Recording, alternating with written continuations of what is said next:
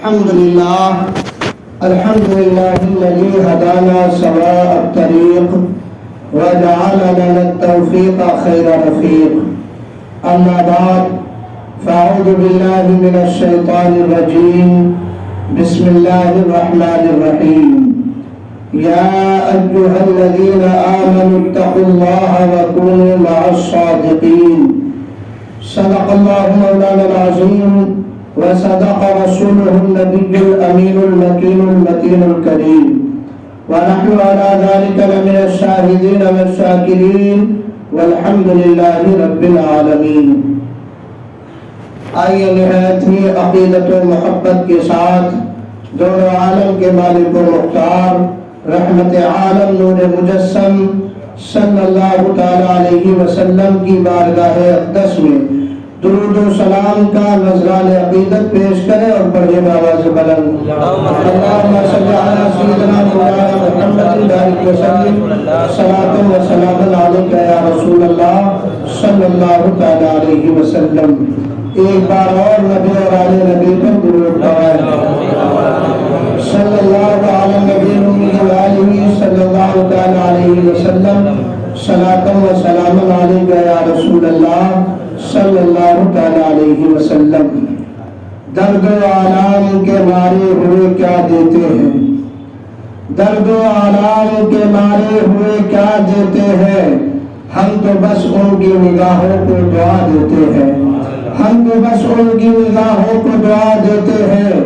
اور بندہ بننا ہے خدا کا تو گدا بن ان کا، بندہ بننا ہے خدا کا تو گدا بن ان کا. جو فقیروں کو شہنشاہ بنا دیتے ہیں، جو فقیروں کو شہنشاہ بنا دیتے ہیں. اور عقل والوں کے نصیبوں میں کہاں ذوق جنون، عقل والوں کے نصیبوں میں کہاں ذوق جنون. عشق والے ہیں جو ہر چیز لٹا دیتے ہیں، عشق والے ہیں جو ہر چیز لٹا دیتے ہیں.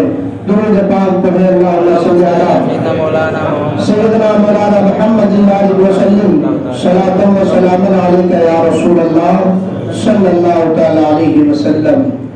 عزیزان ملت اسلامیہ، آپ کے سامنے میں نے خطبہ کریمہ کے بعد جس آیت کریمہ کی تلاوت کا شرف حاصل کیا ہے وہ سورہ توبہ پارہ نمبر 11 آیت نمبر 119 کی تلاوت کا شرف حاصل کیا ہے. پروردگار عالم کا فرمان عالی شان ہے یا ایھا الذین آمنوا اتقوا اللہ، کہ اے ایمان والو اللہ سے ڈرو، اللہ کا خوف اپنے دل میں بساؤ، تقوی اور پرہیزگاری اختیار کرو، وکونوا مع الصادقین، اور سچوں کے ساتھ ہو جاؤ. سب سے پہلی چیز ایمان والوں کو مخاطب کیا گیا ہے، بے ایمانوں کو اس آیت میں مخاطب نہیں کیا گیا. ایمان والوں کو مخاطب کر کے کہا گیا اے ایمان والوں اتقوا اللہ. پہلے اللہ کا خوف اپنے دل میں بساؤ، اللہ کا ڈر اپنے دل میں بساؤ، وکونوا مع الصادقین، اور سچوں کے ساتھ ہو جاؤ، سچوں کا دامن تھام لو. اس لیے کہ صحبت کا اثر بڑی تیزی کے ساتھ ہوا کرتا ہے. فارسی کا مشہور زمانہ مقولہ ہے کہ صحبت صالح ترا صالح کند اور صحبت طالح ترا طالح کند، یعنی نیکوں کی صحبت تجھے نیک بنائے گی اور بروں کی صحبت تجھے بری بنائے گی. اچھوں کی صحبت اختیار کرنے کا درس ہمیں قرآن کریم نے دیا ہے. قرآن کریم نے کہا ہے لوگوں اللہ کا خوف اپنے دل میں بساؤ اور سچوں کے ساتھ ہو جاؤ. اس کے بعد قرآن کریم کے بعد جب ہم احادیث کریمہ پر نظر ڈالتے ہیں تو میرے آقا کا فرمان عالی شان نظر آتا ہے کہ اے لوگوں سچائی کا دامن تھام لو. کیوں؟ آقا نے ارشاد فرمایا ان الصدق یہدی الی البر، کہ بے شک سچائی یہ نیکی کی دعوت دیتی ہے، سچائی نیکی کی طرف لے کے جاتی ہے. اور یہ نیکی کیا کرتی ہے؟ یہدی الی الجنہ، نیکی جنت کی طرف لے کے جاتی ہے. سب سے پہلے آپ کو کیا کرنا ہے؟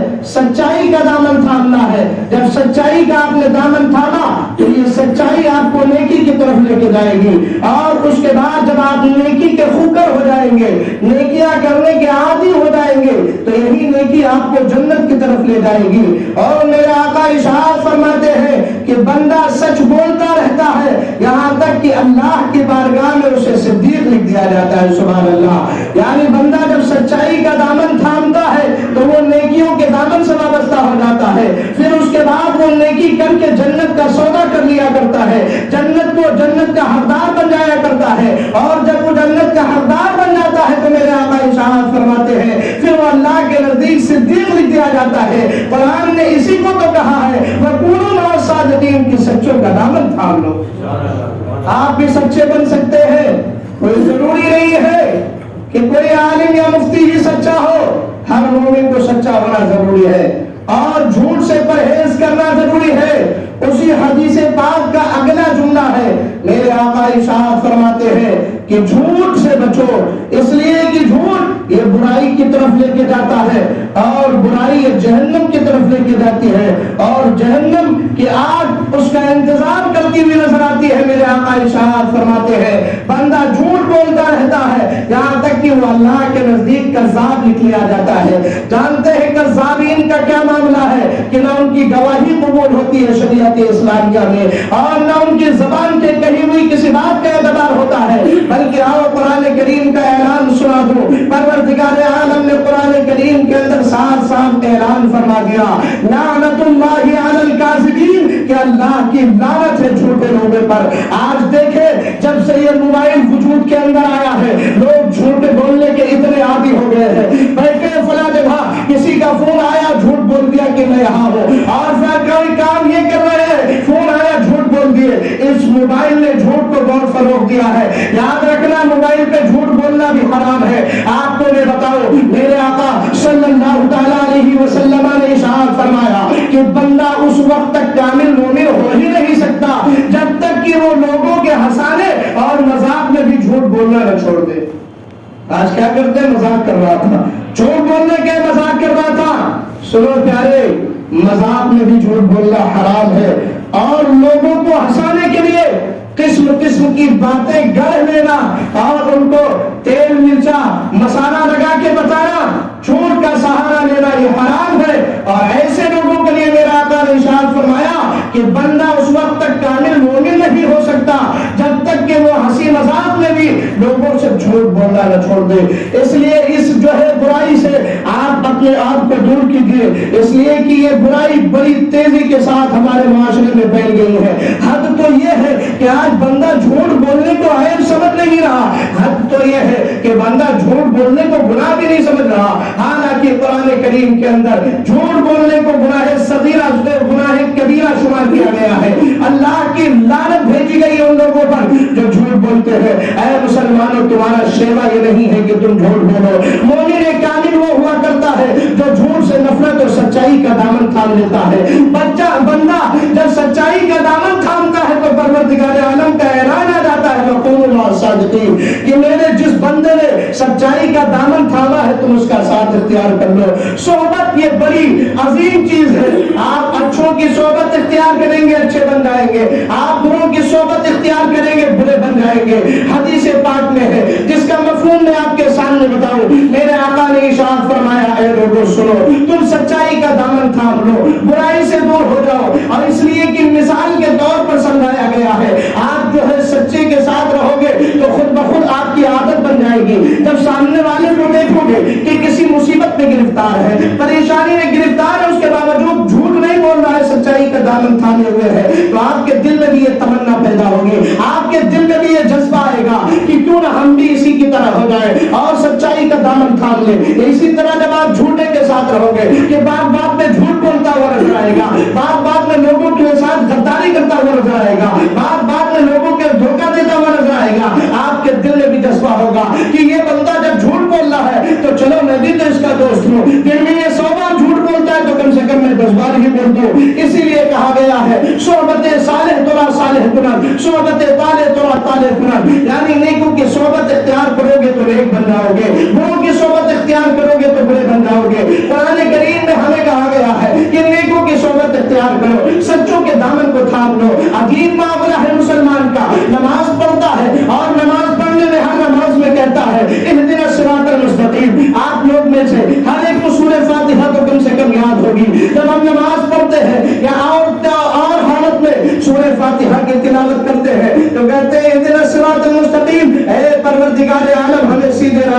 چلا. اے پروردگار عالم ہمیں سیدھا راستہ دکھا. اللہ اکبر. اہدنا الصراط المستقیم کے بعد ہم کیا کہتے ہیں؟ صراط الذین انعمت علیہم. اے اللہ ہمیں سیدھے راستے پر چلا.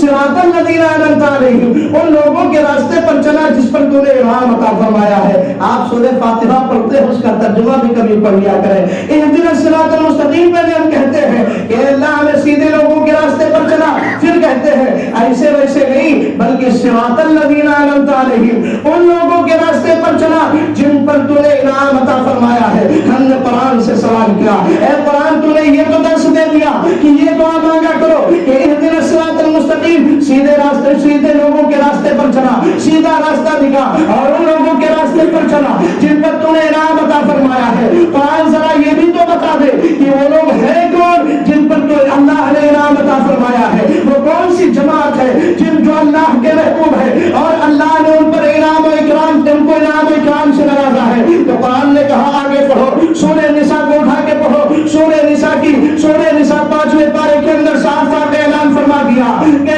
جس صراط الذین انعمت علیہم کو یہاں پوشیدہ رکھا گیا تھا، اس کے واضح بیان کر دیا گیا. سورہ نساء کے اندر اعلان کر دیا گیا اولئک الذین انعم اللہ علیہم من النبیین والصدیقین والشہداء والصالحین. یہ لوگوں سنو، اللہ نے جن پر انعام عطا فرمایا ہے، سورہ نساء اعلان کر رہی ہے اولئک الذین انعم اللہ، کہ یہ وہ لوگ ہیں جن پر اللہ نے انعام عطا فرمایا ہے، من النبیین والصدیقین والشہداء والصالحین. یہ لوگوں سنو، اللہ نے جن پر انعام عطا فرمایا ہے وہ نبیوں کی جماعت ہے، وہ صدیقین کی جماعت ہے اور شہداء اور صالحین کی جماعت ہے. وہ شہداء اور صالحین کی جماعت ہے. ابھی ہم کیا کہہ رہے تھے؟ اللہ ہمیں سیدھے راستے پر چلا.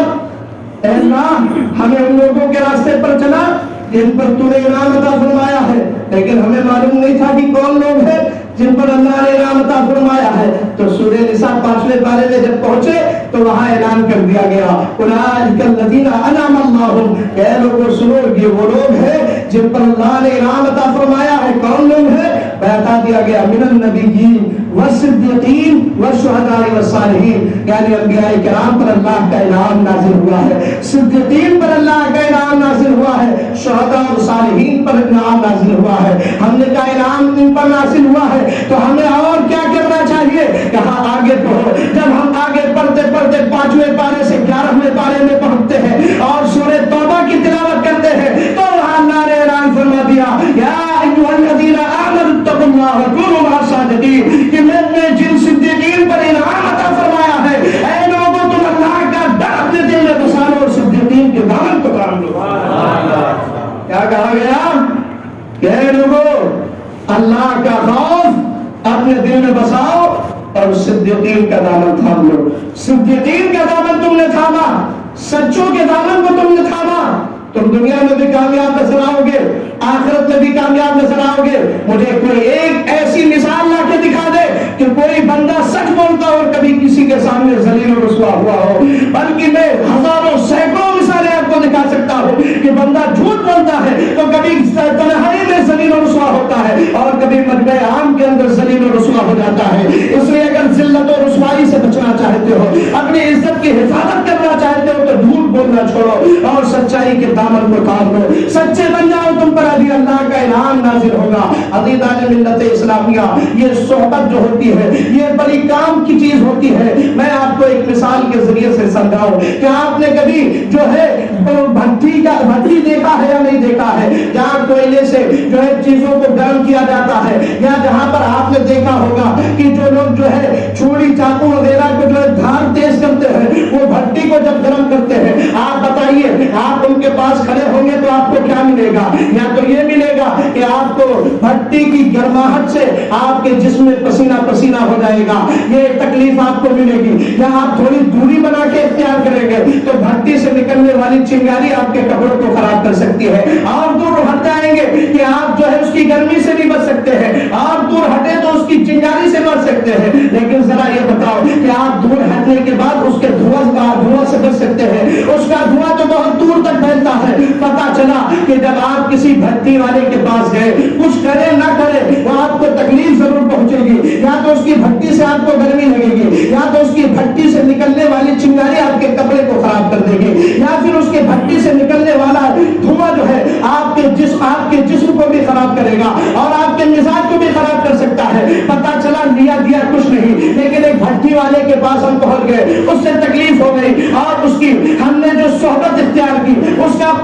نے حاصل کیا تھا اس کے قرب نے ہمیں تکلیف دیا. لیکن ذرا یہ بھی تو بتائیں کہ آپ کسی عطر فروش کی دکان پہ جائیں, عطر بیچنے والے کے پاس جائیں, آپ عطر خریدے نہ خریدے, لیکن اس کے دکان میں پہنچنے کے بعد آپ کا جسم جو ہے معطر ہو جاتا ہے. آپ عطر خریدے نہ خریدے, اس کی دکان میں پہنچنے کے بعد آپ کو خوشبو محسوس ہوتی ہے یا نہیں ہوتی ہے؟ ہوتی ہے. کبھی آپ لوگوں نے عطر نہیں خریدا کیا؟ نہیں, اچھا خرید لیا کریں, عطر لگایا کریں, خوشبو لگانا میرے نبی کی سنت ہے. تو آپ جب کبھی عطر فروش کی دکان میں پہنچتے ہیں, آپ عطر خریدے نہ خریدے لیکن اس کی خوشبو سے آپ محظوظ ہوتے ہیں. اسی طرح اچھے اور برے لوگوں کی صحبت کی مثال ہے کہ آپ بروں کے ساتھ رہیں, جھوٹ بولے نہ بولے, لیکن اس کی جھوٹ کی قباحت کی وجہ سے آپ کو تکلیف ہوگی. اور اسی طرح آپ سچے کے ساتھ پہنچ جائیں گے, اس کی سچائی کی بولنے کی وجہ سے جو برکتیں اور اللہ کی رحمتیں اس پر نازل ہوں گی, ان رحمتوں سے آپ بھی مستفید ہو جائیں گے. اس لیے جھوٹ بولنا چھوڑے اور جھوٹوں کی دوستی کو ختم کریں. اس لیے کہ جس پر اللہ کی لعنت ہو اس وہ انسان دوستی کے لائق نہیں ہوا کرتا, بلکہ اللہ کا جس پہ انعام نازل ہو اس سے دوستی کیا کرے, اللہ والوں کی صحبت اختیار کرے, ائمہ کرام سے محبت کرے, اپنے ائمہ کرام سے قرب حاصل کرے, دین کے مسائل کو سیکھے. آپ کے پاس تو وقت ہی نہیں سیکھنے کے لیے. میں روزانہ ظہر کے بعد 10 سے 15 منٹ آپ کو کچھ سمجھانے کی کوشش کرتا ہوں. بہت سے ایسے لوگ ہیں جنہیں نہ صحیح سے سجدے کا طریقہ آتا ہے, نہ صحیح سے نیت باندھنی آتی ہے, نہ صحیح سے رکوع کر سکتے ہیں, لیکن انا ایٹیٹیوڈ اتنا بھرا ہوا ہے کہ امام صاحب کی محفل میں بیٹھ کے وہ نہیں سیکھ سکتے.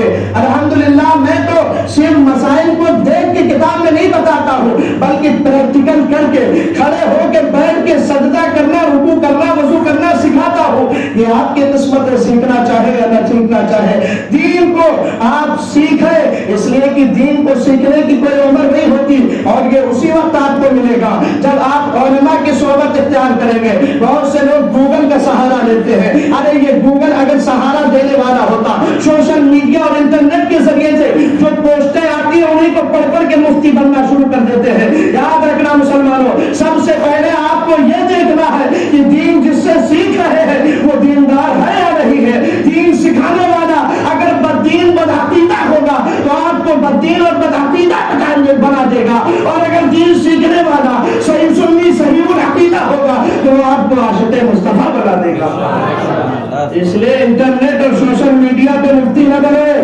بلکہ علماء کرام کے بارگاہ میں حاضری دے, علماء کرام کی صحبت اختیار کرے, علماء کرام سے دینی مسائل کو سیکھنے کی کوشش کرے اگر چاہتے ہیں آپ کی دنیا اور آخرت کامیاب ہو. ورنہ یہ سوشل میڈیا آپ کو تباہی کی طرف لے جائے گی. دن بھر انول جنون بکتے ہیں, سوشل میڈیا پہ آئے تو ان سے بڑا صوفی کوئی نظر نہیں آتا ہے. پوسٹیں دیکھو تو ایسی ماں باپ کی خدمت میں ایسی ایسی پوسٹیں اور اسٹیٹس لگائیں گے, پتا چلا کہ ان سے زیادہ خدمت گزار کوئی نہیں ہے. گھر میں جا کے صبح جو حالات معلوم کرو تو پتا چلتا ہے باپ کا جوتا کھا کے آیا ہے, باپ کی گالی کھا کے آیا ہے. اتنے بڑے بڑے صوفی بنتے ہیں. سچے مسلمان بنو, دکھاوے اسٹیٹس اور سوشل میڈیا والے مسلمان نہ بنو. اللہ والے بن جاؤ تو تم پر اللہ انعام عطا فرمائے گا. اللہ والوں کی صحبت اختیار کر لو, اللہ تمہیں اپنا محبوب بنا دے گا. کیا آپ نے نہیں سنا, بار بار سنا ہوگا کہ ایک شخص چوری کرتا تھا, چوری کرتے کرتے اس نے غوث آدم رضی اللہ تعالیٰ عنہ کا چرچا سنا کہ غوث آدم رضی اللہ تعالیٰ عنہ بغداد کے اندر بڑے مالدار ہیں. اس نے تو سنا تھا کہ بڑی عزت و شہرت ہے. اس نے سوچا کہ اتنی عزت و شہرت ہوگی تو مال بھی بہت زیادہ ہوگا, چلو آج کیوں نہ غوث آدم کے گھر میں ہی چوری کر لیا جائے. اس نے پلان بنایا, اور پلان بنانے کے بعد وہ غوث آدم رضی اللہ تعالیٰ عنہ کے گھر پہنچتا ہے. رات کی تاریکی میں چوری کرنے کے لیے غوث آدم کے وہاں پہنچ جاتا ہے. اللہ اکبر, گھر میں تلاشی لیتا ہے, کچھ نہیں ملتا ہے. اس لیے کہ غوث آدم اللہ والے تھے, وہ اللہ کی تبلیغ کرنے کے لیے دنیا میں آئے تھے, مال و دولت جمع کرنے نہیں آئے تھے. اس نے گھر میں تلاش کیا, کچھ نظر نہ آیا. اس نے کہا یا اللہ, نام تو بڑا سنا تھا, یہاں کچھ ملا ہی نہیں. جس کو آپ لوگ کہتے ہیں نام بڑے درشن چھوٹے, ابھی والے ملت اسلامیہ اس نے تلاش کیا, نہیں ملا.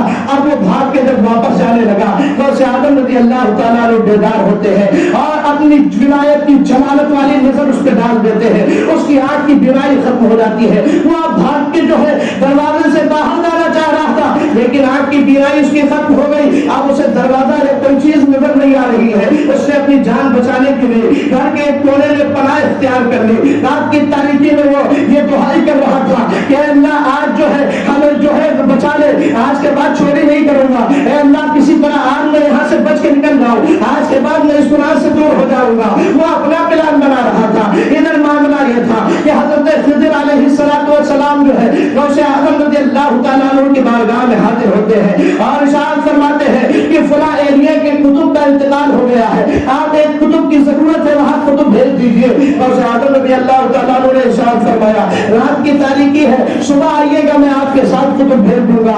رات کی تاریکی میں کہاں سے کتب لے کے آؤں؟ حضرت خضر علیہ السلام نے کہا حضور رات کی تاریکی تو ضرور ہے، لیکن کتب کے انتقال کی وجہ سے اگر کہیں اس علاقے پر کوئی وبا یا مصیبت نازل ہو گئی، میں آپ کو ساتھ ساتھ یہ بتاؤں کہ اللہ کے کچھ ولی ہوتے ہیں جنہیں قطب و ابدال کہا جاتا ہے، وہ پوری دنیا میں پھیلے ہوئے ہیں، جن کی برکت کی وجہ سے اللہ تبارک و تعالیٰ اجتماعی عذاب نازل نہیں فرما رہا ہے۔ قطب کی یہ شان ہوا کرتی ہے، حضرت خضر علیہ السلام نے ارشاد فرمایا کہ قطب وہاں اس علاقے میں نہیں ہے، اگر اللہ نے کوئی عذاب نازل فرما دیا تو پھر اس کا ذمہ دار کون ہوگا؟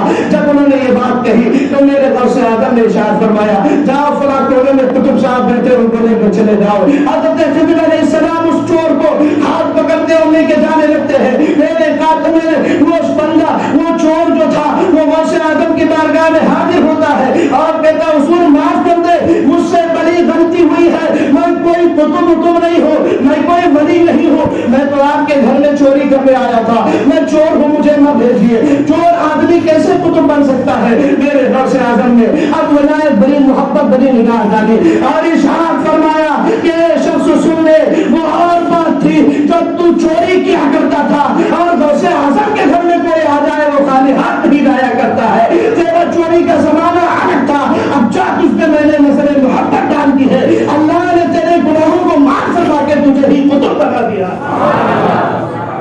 اللہ نے پتا چلا کہ اچھوں کے گھر میں پہنچ جائے تو کوئی محروم نہیں ہوتا، نگاہیں مرد مومن سے بدل جاتی ہے تقدیریں، جو ہر ذوق یتیم پیدا تو کر جاتی ہے زندگییں، اور نگاہیں ولی نے وہ تاثیر دیکھی بدلتی ہزاروں کی تقدیر دیکھی۔ عزیزان ملت اسلامیہ جب اللہ والوں کے گھر میں پہنچ جاؤ تو اللہ قسمت بدل دیا کرتا ہے۔ تو آپ بتائیے اللہ والوں کی صحبت، اللہ والوں سے محبت آپ کو فائدہ دے گی یا نہیں دے گی؟ یقیناً فائدہ دے گی۔ اور یاد رکھنا یہ اللہ والوں کی محبت، اللہ والوں کی صحبت صرف دنیا کے لیے نہیں ہے بلکہ یہ مرنے کے بعد بھی تمہیں قبر میں بھی کام آئے گی، کل میدان محشر میں بھی کام آئے گی۔ اس لیے بار بار کہتا ہوں میں آپ کو جھوٹوں کی دوستی چھوڑ دو، سچوں کا دامن تھام لو، سچائی کے راستے پہ چلنے والوں کے آپ کو اپنا دوست بنا لو۔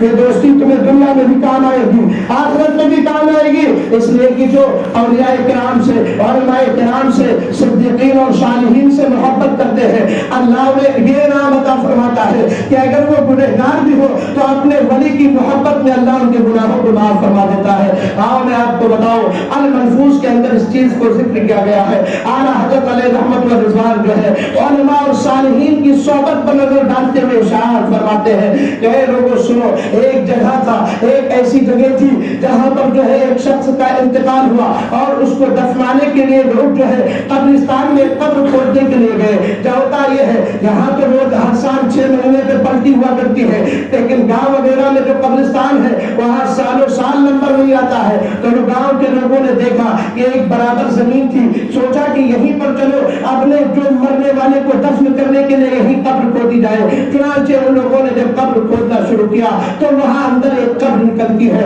اور اس قبر کے اندر انہوں نے ایک منظر ملاحظہ کیا کہ اس قبر کے اندر ایک بندہ سویا ہوا ہے جس کا کفن ایک دم تر و تازہ ہے، سبحان اللہ، اور اس کے جسم پر 2 گلاب کی ٹہنیاں لگی ہوئی ہے اور اس کے ناک کے سامنے 2 گلاب کے پھول لگے ہوئے ہیں۔ اللہ اکبر! جب ان لوگوں نے یہ منظر دیکھا تو انہوں نے سوچا کہ یہ تو کوئی اللہ کا ولی ہے، کوئی اللہ کا مقرب بندہ ہے، اس لیے اس کو کو تو عام قبرستان میں نہیں بلکہ اس کو الگ سے اس کو دفنایا جائے اور اس کی مزار بنایا جائے. مزار بنائیں گے تو کام چلتا رہے گا. آج کل مزارات پہ حاضری کے تعلق سے لوگوں نے جو ہے بڑے خرافات اور بڑے جو ہے ناجائز کام بھی شروع کر دیے ہیں. حالانکہ ہونا یہ چاہیے کہ جو بندہ جائے اللہ کی ولی کی بارگاہ میں آرام و اطمینان و سکون کے ساتھ فاتحہ پڑھے اور اپنے دل کی مرادیں جو ہے اللہ سے مانگے, ان کو وسیلہ بنا کے اللہ قبول فرماتا ہے. لیکن آج کاروبار اور بزنس شروع ہو گیا ہے. ایسا نہیں ہونا چاہیے. جماعت اہل سنت سے اس کا کوئی تعلق نہیں ہے. ہمیں اعلیٰ حضرت نے یہی سکھایا ہے کہ ولی کے دربار میں جاؤ, پاکستانی پہ کھڑے ہو کے 2 ہاتھ دوری پر 2.5 ہاتھ دوری پر کھڑے ہو اور فاتحہ پڑھ کے چلے آؤ. وہاں پر اور کچھ نہیں کرنا ہے. خرافات سے خود ہمارے اعلیٰ حضرت نے منع کیا ہے. آج سنیوں کو بدنام کیا جا رہا ہے کہ سنی مزارات پہ جا کے جو ہے سجدہ کرتے ہیں اور مزارات پہ جو ہے جا کے یہ سب کرتے ہیں. یہ مذہب اہل سنت سے اس کا کوئی تعلق نہیں ہے. یہ کوئی اعلیٰ رافضیت ہو سکتا ہے یا پھر سنیت کو بدنام کرنے کی سازش ہو سکتی ہے. مذہب اہل سنت تو اتنا کہتا ہے کہ اولیاء کے مزارات پر حاضری دیجیے, دور سے 2 بھائی جو ہے ہاتھ کے فاصلے سے پارٹی کے جانب جا کے کھڑے ہوئیے, آپ فاتحہ پڑھیے اور وہیں سے واپس چلے آئیے. یہ مذہب اہل سنت مسلک اعلیٰ حضرت ہے. حدیدان ملت اسلامیہ اور لوگوں نے سوچا کہ چلو اب ان کا باہر سے ایک مزار بنایا جائے گا شاندار اور ان کا عرس وغیرہ کیا جائے گا. چنانچہ انہوں نے آبادی کے قریب ایک زمین لی اور اس زمین میں قبر کھودا اور اس کے بعد اب مردے کو ٹرانسفر کرنے کا معاملہ آیا. ایک جگہ سے دوسری جگہ پر منتقل کرنے کا جب معاملہ پیش آتا ہے, ان لوگوں نے بڑے ادب و احترام کے ساتھ اس مردے کو قبر سے نکالا اور قبر سے نکالنے کے بعد جیسے ہی قبرستان سے باہر ہوئے, تھوڑی دور پر پہنچے تھے کہ اب منظر ایک دم بدل گیا تھا. اب منظر جو پہلے خوشبودار تھا بھیانک ماحول بن گیا تھا. اس کا کفن ایک دم پوشیدہ ہو جاتا ہے اور وہ جو گلاب کی جو ٹہنیاں تھی, جو شاخیں تھی, وہ اژدہے کی شکل اختیار کر لیتی ہے اور اس کے چہرے کے سامنے جو 2 گلاب کے پھول لگے ہوئے تھے وہ اژدہے نما بننے کے بعد اس کے جبڑے کو چیرنا شروع کر دیتے ہیں. انہوں نے اس مردے کو اٹھا کے وہیں پھینک دیا اور بڑے حیران تھے, اللہ اکبر معاملہ کیا ہے. قبر میں تو اس کے بعد معاملہ بڑا عجیب تھا.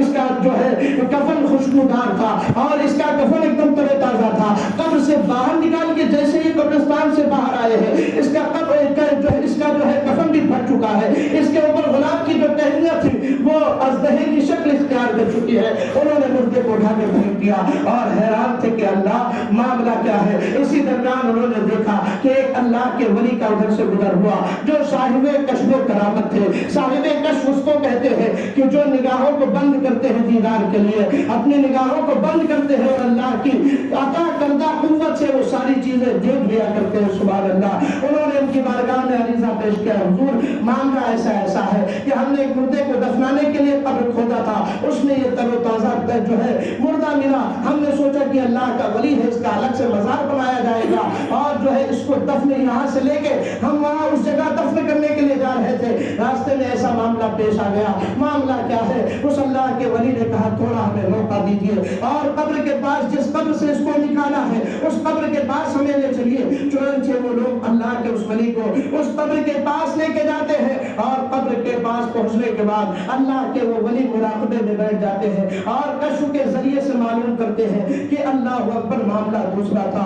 آپ نے ان لوگوں کو مخاطب کر کے ارشاد فرمایا کہ تم لوگوں نے بہت بڑی غلطی کر دی, تم سے بہت بڑی خطا سرزد ہو گئی. انہوں نے کہا حضور غلطی کون سی ہوئی؟ کہا آپ لوگوں نے جس کو ولی سمجھا تھا یہ ولی نہیں ہے, یہ تو گنہگار آدمی تھا, اس نے دنیا میں کبھی نیکی کی ہی نہیں بلکہ اس کو جو ہے یہ گناہ اور گناہگار تھا, یہ تو عذاب کا مستحق تھا. انہوں نے عرض کیا حضور پھر اس کے ساتھ معاملہ ایسا کیسے پیش آیا کہ اس کا کفن ایک دم تر و تازہ تھا اور جو ہے اس پہ جسم سے خوشبو آ رہی تھی اور گلاب کے پھول ہم نے دیکھے, گلاب کی ٹہنیاں دیکھی, معاملہ کیا ہے؟ تو اس اللہ کے ولی نے ارشاد فرمایا سنو, اس میں اس کی کوئی کرامت, اس کی کوئی خاصیت نہیں تھی بلکہ تم لوگوں نے جو قبر کھودا ہے جس اسی کے بازو میں ایک اللہ کا ولی دفن ہے. سبحان اللہ. اس اللہ کی ولی کی صحبت کی برکت سے اللہ نے اس کے عذاب کو اٹھا لیا تھا اور وہ اژدہے جو عذاب بن کے آئے تھے اللہ نے اسے گناہ کا پھول بنا دیا تھا. صرف اللہ کے ولی کی صحبت کی برکت سے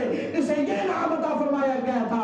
جیسے اللہ کی ولی کی صحبت تم نے دور کی، جیسے اللہ کے ولی کے پاس سے اس کو تم نے نکالا، اس کے اور یہ اپنی اصل حالت پہ آ گیا۔ اب اگر چاہتے ہو کہ اس کے ساتھ بھلائی چاہتے ہو تو اٹھا کے پھر اسی قبر میں دفن کر دو، اللہ کے ولی کی برکت کی وجہ سے اللہ اس کے گناہوں کو معاف فرما دے گا۔ سبحان اللہ۔ پتہ چلا کہ اولیاء کرام کی محبت، علماء کرام کی صحبت یہ صرف دنیا میں نہیں بلکہ قبر میں بھی ہمیں کام آتی ہے اور آخرت میں بھی انشاءاللہ کام آئے گی۔ اس لیے آپ حضرات سے مؤدبانہ گزارش ہے کہ جھوٹ بولنا چھوڑیں، دھوکہ دڑی چننا چھوڑیں۔